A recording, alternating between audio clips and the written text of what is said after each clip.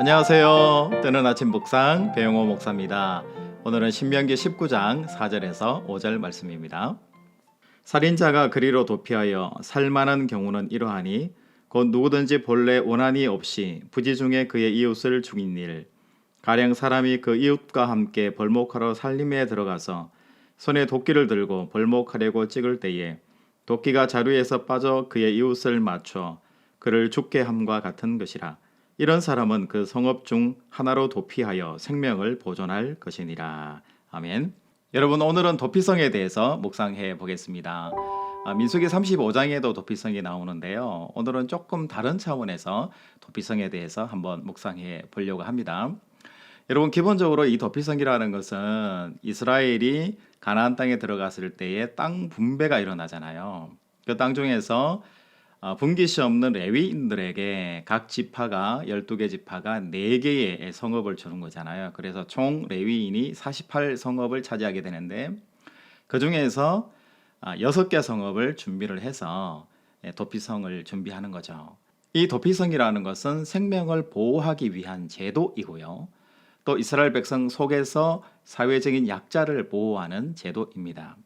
여기 내용을 보면 부지 중에 살인 목적 의도가 전혀 없는데 자기가 일상 가운데에서 살인을 하게 되는 그런 경우가 있어요. 성경에서 예를 들기는 친구 이웃과 함께 벌목하러 살림에 갔는데 그 살림에 있는 나무들을 도끼로 찍다가 그만 이 도끼 자루가 빠지면서 도끼 머리가 이웃을 살해하게 되는 경우. 여러분, 이런 일들은 우리 사회에서 잘 일어나기 힘든 일이죠. 굉장히 드문 일이고 또 의도가 없는 그런 사건이라고 할 수 있을 것 같아요. 만약에 이런 일이 생겨난다면 가까운 도피성으로 이 부지 중에 살인을 한 사람은 도망을 가게 되는 거고, 그러면 그 성읍의 장로가 잘 영접을 해줘야 돼요.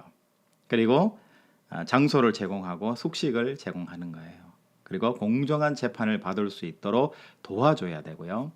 그리고 대제사장이 죽은 이후에 속죄가 되어서 집으로 온전하게 돌아갈 수 있는 그런 제도입니다. 그런데 오늘 우리가 함께 묵상해 볼 내용은 4절 말씀에 나오는 부지중해라는 의미예요. 이 부지중해라는 것이 오늘날 현대적으로 우리에게 어떤 의미를 주고 있는가에 대해서 함께 생각해 보려고 합니다.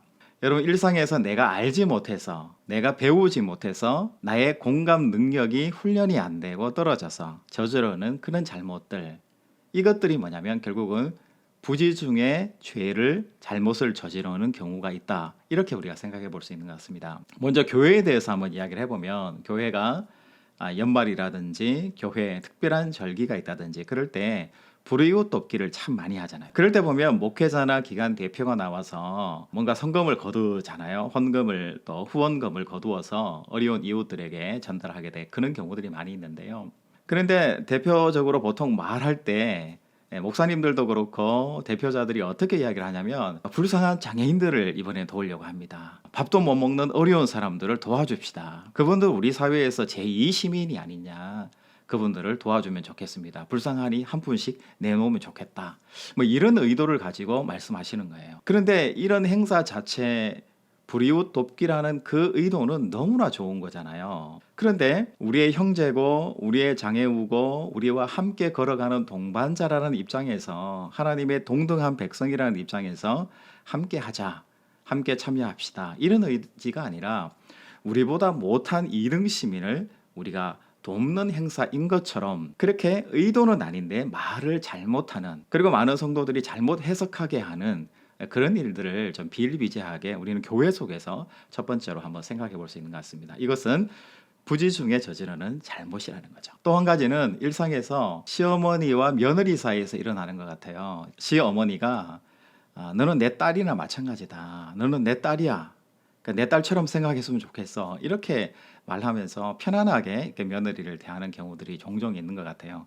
그럴 때 내 딸도 음식 솜씨 별로 없고 잘하는 게 없고 그냥 뭐 자기 일 열심히 하고 애 하나 낳아서 열심히 잘 키우면 되지 뭐 며느리가 뭐 특별한 게 있나, 이렇게 며느리를 위해서 하는 말이라고 편안하게 이렇게 이야기하는데 듣는 며느리는 굉장히 기분 나쁘거든요. 그러니까 시어머니는 의도는 가지고 있지 않은데 말을 잘못해서 의도와는 다르게 잘못을 저지르는 경우들이 있는 것 같아요. 다시 교회로 돌아와서요. 대형 교회를 한번 보면 프랜차이즈 교회를 만들잖아요. 제1성전, 뭐 제2성전 이렇게 하기도 하고 제1교회, 뭐 제2교회 이렇게 하기도 하고 어디 무슨 교회, 어디 무슨 교회 지역명을 따서 프랜차이즈 교회들을 많이 만드는 것 같아요.